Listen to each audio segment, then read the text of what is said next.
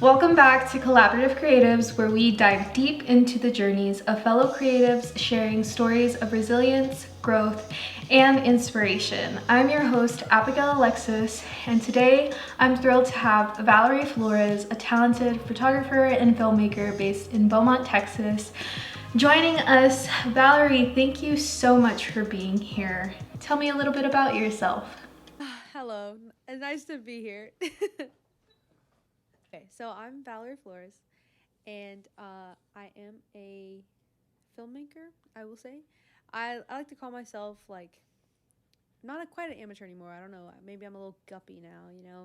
I don't quite consider myself an expert. Obviously, I'm gonna keep growing as I keep going into this. But yeah, I'm living in South Texas. I'm from Dallas, Texas. Miss her so much.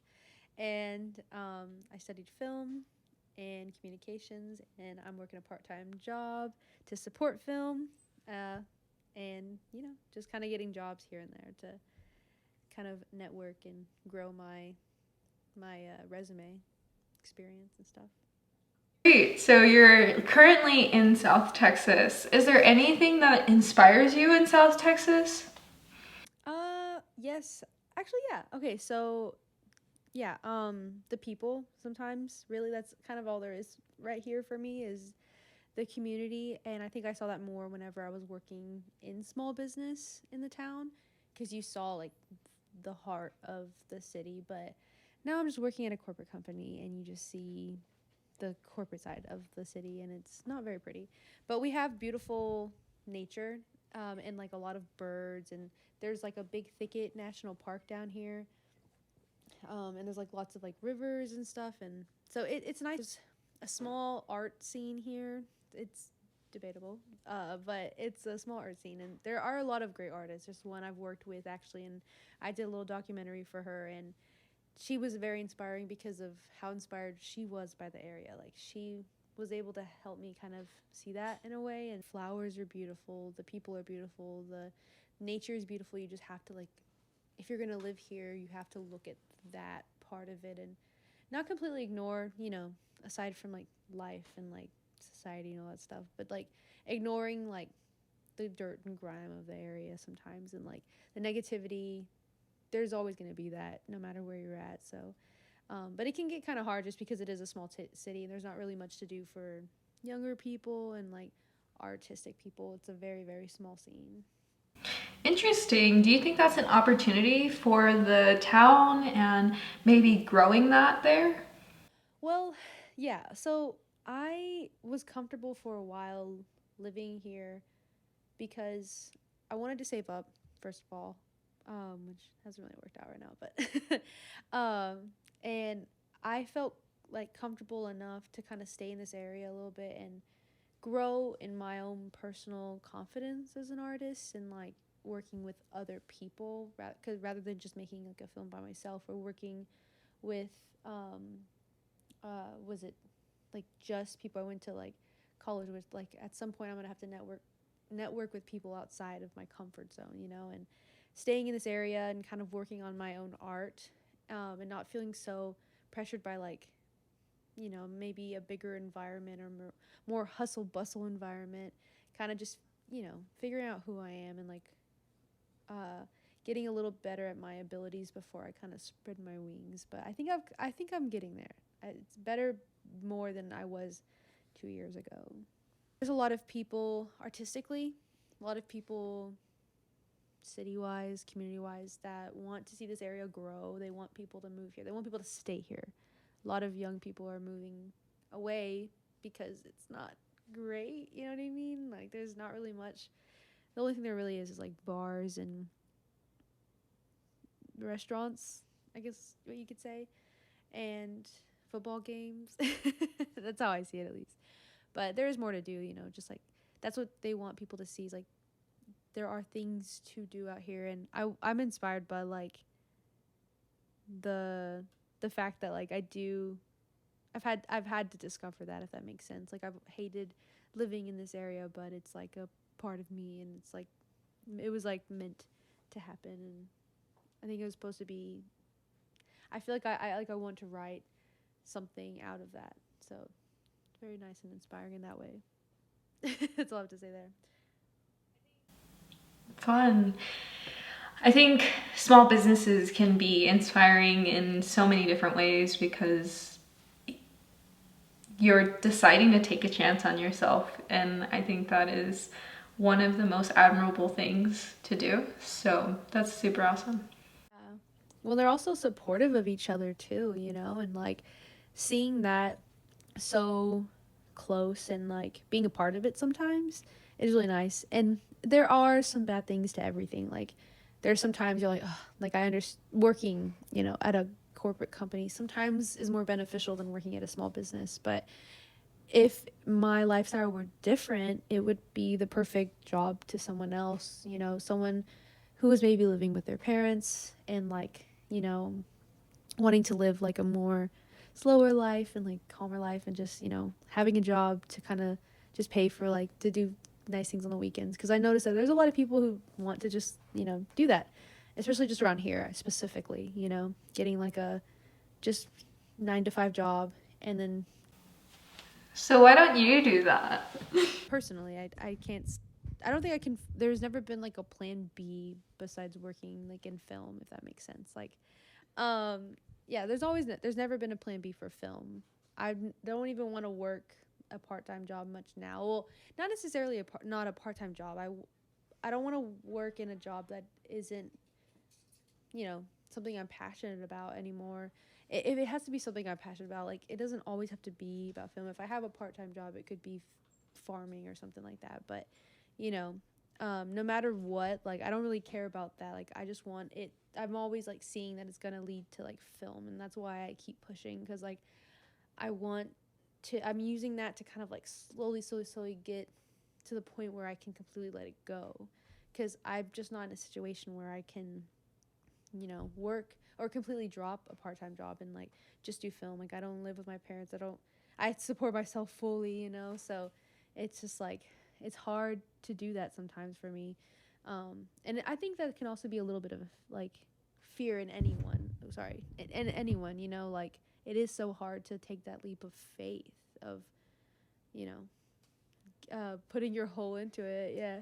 Yeah. But it's worth it, and so many people do it, and there's so many people that are inspired, like I am inspired by, that do it, and but they were where I was at some point, you know. So I'm just like, if they can do it, I can do it, you know, and I can do it because I want to do it. And that's the only thing I've ever imagined for myself. So. That's awesome. So what motivates you to keep going down this journey?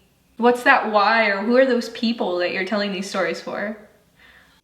Okay, so I'm interested in making my own films, of course. Like it started off from like I have interest in like acting too and like making costume design, but ultimately I want to make a film, and I want to say like who I am or what I have to say about the world, and you know, in narrative film form. But I also want to share other people's stories, like real life people's stories, documentary style, and it's whether it's spreading information in true information, you know, not like anything biased. Like I'm the most about like honesty and raw and just candid, you know, moments.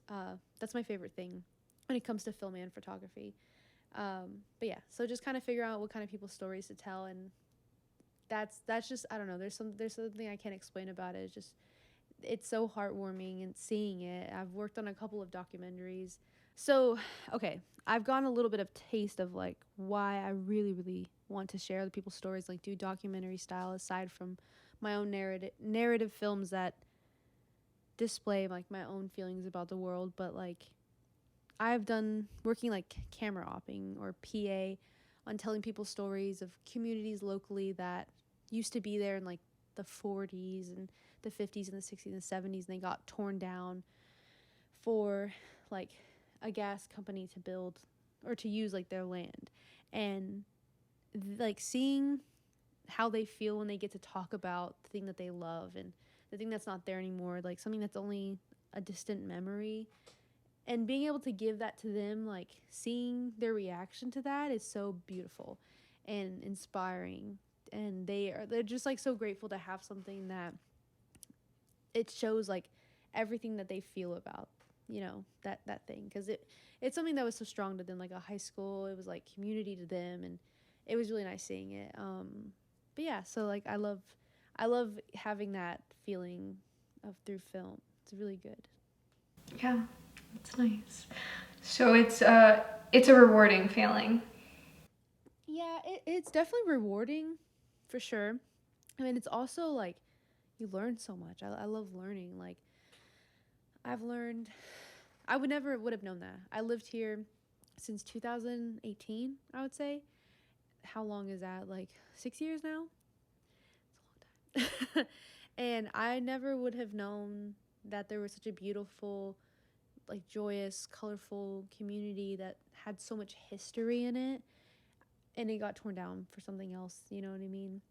And I never would have known that if I hadn't like been a part of that, and also like even if I wasn't a part of that, if I was someone else and that film just came out, and like something that you can learn. But I work in these films, and I also learned stuff like with that Olympian.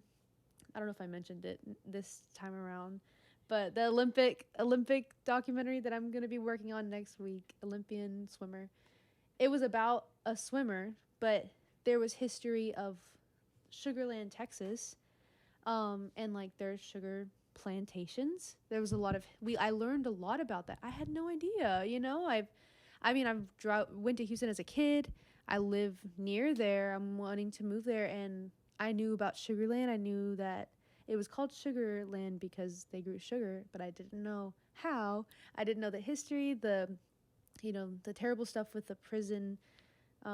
Like when you know what it is. It was like they were basically enslaving the prisoners and who were black because obviously racist history. But yeah, it's just basically just being able to also learn something. Like it's rewarding sharing people's stories and seeing that, but also like gaining knowledge of like the life around you. It's great. Yeah. Interesting. I grew up passing through Sugarland all the time and I never really knew what it was, and I was a child and I was like, Sugarland sounds like such a fun place. It's just Sugarland. Yeah.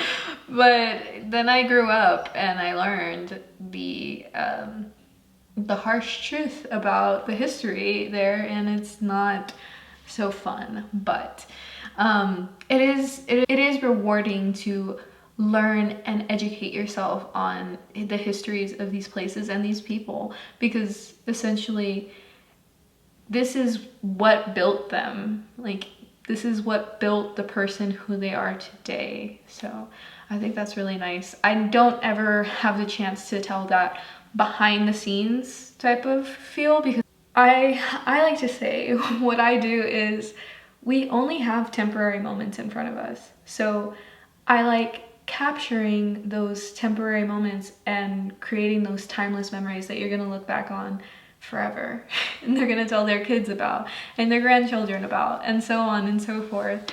And it'll be fun and cool to share about. But it's definitely a different story to tell their history and have that in a video format. Like that's awesome. Yeah, it's great. And then being able to share it to my friends who they didn't know this either, and like it's something kind of unexplainable where it's just like you kind of learn something and you gain knowledge about it, and you feel a little bit more aware of the energy of the area you live in, or the history of it, like where the people came from of this area. Do you have any topics or stories that you're really excited to tell in the future? Man, there's so much. I feel like that's kind of jumbled. Definitely, I'm for sure about. I have such a strong love for animals. It's like about the meat industry, about like I don't know, just animals in general. Like National Geographic. That'd be really cool. That's like a little like side dream, um, stuff like that. But I culturally, have a lot to say about like our government and like our politics and like how we can change things to make things better for everyone and stuff like that. And I feel like that's how I can say it is through film, because I'm not, maybe I could be one day, but I'm not a politician. I'm not a lawyer. I can't make changes through that way, maybe yet or not yet, but I can do it through film, and that's how I feel confident doing it. So I'm kind of working on like figuring out, really pinning down on like what subjects exactly, but that's kind of where I'm at, like just our world, um, in general, and then animals specifically. I love them. That's fun. If you had to give me three names of people who inspire you or you would love to interview them in the future and do a documentary on them, do you have names of three people? They could either be living or dead. Well, this one's kind of like a basic answer, I'm not gonna lie, but just because it was like his film his films that really hit is where I like hit my moment where I was like, oh my gosh, like I love movies so much, but I don't have to just act in them. I can write them, I can direct them, I can make them, I can be the person with the camera. I Where I loved like dialogue and stuff, and like reading scripts and writing them, I just going crazy, was Quentin Tarantino. And he's like, not to shame anyone else, but he's such a film bro answer. But it's true. That's like, it was his films, Reservoir Dogs, that really, that's where I hit my moment of like, oh, I love this style of writing. I love how he wrote this story, how he told this story. Like, I don't know, the way it shook me. It was great. So yeah, he's definitely one of them, even though he's kind of crazy. Love him though. Another person would probably be, oh, let me think. Oh, man, this is hard, as there's like just so many people out there. I mean, maybe would you like want to bounce off a little bit and tell me someone who you would, while I think? I'm curious. I was asked this question or something very similar, and I said AOC. And honestly, it felt like a far stretch for me because this is my first time interviewing people. This is my first time doing anything in this capacity. So it just felt a little far for me, but at the same time, I was like, well, she's alive. Like, I could definitely ask her things, and she's just an inspirational woman. I think it would be fantastic to sit down and talk to her and get knowledge from her, get experience from her, and learn how I can use my voice in a different way than what I currently am. Yeah, that's cool. Yeah, I agree with that. I try not to be kind of balanced when it comes to politics, but I do like her, the thing she stands for, then how she stands for them. That's how I would do it if I was a politician. But yeah, okay, kind of inspired, and I feel like these are basic answers, but there are like such icons, and to me, like the story of Marilyn Monroe, that's someone who I would love to interview. I feel like her story is the story that's like, I feel like in the industry she's such an icon, but no one really knows exactly what she went through, and I wish her story was just like told. So she would be a cool one to interview. Um and uh just cuz I love like the way she holds herself as as a celebrity or as an actor. I don't know if you've ever read those like excerpts of like her friends saying that she was just like a normal girl, but whenever she could go out, she had like a switch that she would just turn something on, and then people would notice her. You know what I mean? And I don't know, there's just something about that I love, and um I think it's just so interesting, and she's just so lovely and so adored. Like, that's just someone who I would love to just kind of pick her brain and see who really Marilyn Monroe is, cuz and I would love to just learn her story more. But yeah, so that's my second one. My third one would probably be, so like there's a couple of directors I like right now that are like just more recent directors, like Greta Gerwig. I would want to, kind of meet her, just because the fact that like she's a female director, and she's kind of she's maybe not the first one. Like, I mean, there were other ones, like Sofia Coppola, and a couple other ones too, but like I think recently she's kind of becoming like a household, female director name, where she's kind of on her way there, and that's inspiring to me. That's something that I want to do. So um, that's a kind of a good one, but there's other people, like Damien Chazelle. I love his movies, La La Land, Whiplash. Those movies inspired me to write my first short film, Starry Eyes, that I did my senior year of college, so he would be a great one too. There's just so many people. That's awesome. If I had another person that I could talk to or interview, I would probably do Princess Diana. I think she's just so well adored by so many people. She's a fashion icon. She's like all of these things. Oh my gosh. And just, she was really trying to make a difference. She was really trying to make a difference in the world. She would be such a lovely energy, like she kind of, I feel like she'd be similar to like, oh, what's her name? Julia Julie Andrews. She was the queen in the Princess Diaries. She was Mary Poppins, and Mary Poppins and the lady from Sound of Music. So she's just very lovely. She reminds me of her.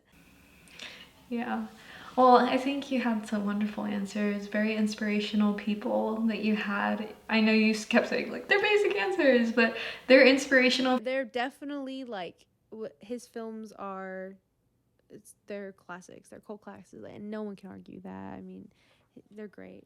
Would you like to share anything else about your journey or your future? Currently, I am very excited about the future. Last year was very hard. It was just a hard year. Like, I wasn't doing as much film as I'm doing so far this year. Like, I think just even the first couple months, maybe I've done more than I did all last year. And that feels good. But yeah, so I'm, next week going to San Antonio, filming. I guess for me, it's part two of a documentary for a Houston native Olympic swimmer, Simone Manuel, and the first time we filmed filmed her family. So I haven't met her yet. I don't even know if I'm going to meet her this time, but I met her brother and her mom and her dad and her grandparents, and I've been into their house. But now we're going to be filming, I think, like her swimming facilities. So I'm gonna be getting a press pass, that they told me. So um, it's really exciting to see my hard work paying off, and I hope everyone's inspired to never quit, because that is the only way your dreams will die. Yes, I love that so much. If you don't quit, then your dreams will keep living on. So keep on living the dream. As long as you are, like, fill in the blank here, but as long as you are doing film or your art, then yeah, then you are doing it. Like, anytime I try not to put so much pressure on myself, but anytime I'm editing even a trailer for a local small theater, or I'm doing like a short film, a 5-minute film that I did with my friends over the summer, or anything like that, like, I'm like, okay, I'm still doing it. Like, I'm not just hoping that it's going to come to me without putting some work in, because when these jobs do reach out to me, outside of like my local usual people, I'm able to be like, this is what I've done, like, this is me as an artist so far, and it's paid off, because now I was able to get this job, and like, physically writing out my resume of everything I've done so far, I was like, wow, I've done a lot. So it's really good, and it's only going to get better. That's awesome. Lastly, if you had a piece of advice, inspirational motivation to somebody who's just starting and has no idea where to even start, they just said, I feel like being a movie director, what would you tell them? I would definitely tell them, just, okay, especially the world we live in now, find like your tools, access YouTube, and figure out how to start from like A to B. Just start writing stuff. Get any camera you can, film anything. I focus so hard on trying to make things look pretty, which, you'll learn the technical parts when you need to, and it'll go just as you keep continuing and stuff and getting better. But the most important thing is writing something and having a story, and how can you show that visually, like, using any medium, and I'm specifically talking in film terms, using any medium to show, or to like visually show your move, or your, yeah, like what you've written down into a film and stuff like that. Like that is so important. Finding out who you are and just like giving yourself the time to get better, because that's the only thing you can do. Like you're not going to be great in a day, in a week, in a year, but as long as you keep going, you're going to keep getting better. You're going to learn from mistakes and it's going to pay off. This is for anyone who's like very spiritual or just wants to try it out, see if it works. But I worked at that local, small business where it was a crystal shop, an herb shop. They made their own soaps, natural stuff, And I met a lady who, she does Reiki work. Do you know what that is? Energy healing. So she's like an energy worker, energy healer. I don't know 100% to what she does, but she does do like sound bowls where it's like healing through vibrations and sounds, and she, just stuff like that. And I went to go visit her, and she told me a thing that her and I think it was her sisters would do when they were growing up. It's called pod and pocket. Have you heard of that before? So pod and pocket, POD and POC, it, right? Pod and pocket. So it means point of destruction, point of creation.